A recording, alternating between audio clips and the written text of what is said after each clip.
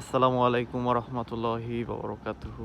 ফজরের সময়ের বাতাস অনেক ঠান্ডা এবং স্নিগ্ধ। একজন আলেমকে প্রশ্ন করা হয়েছিল যে ফজরের সময়ের বাতাস এমন ঠান্ডা এবং স্নিগ্ধ কেন?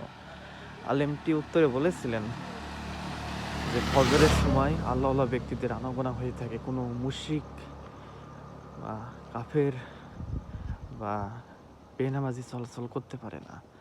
সেজন্য এই সময়ের বাতাসটা অনেক ঠান্ডা এবং স্নিগ্ধ হয়ে থাকে। লাইলাতুল কদরের মতো কিন্তু মহিমান্বিত একটি রজনী কিন্তু আজকেই শেষ ২৯তম তারাবির রজনী ছিল। না জানি লাইলাতুল কদর আল্লাহ তাআলা কবে দিয়েছেন, কিন্তু এখনকার বাতাসটা কিন্তু অনেক ঠান্ডা এবং শীতল।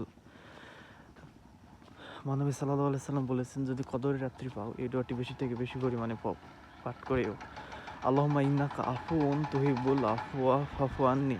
হে আল্লাহ, নিশ্চয়ই তুমি ক্ষমাশীল, ক্ষমা করতে পছন্দ করো, আমাকে ক্ষমা করো। আল্লাহ তাআলা সবাইকে ক্ষমা করে দিক। আমিন।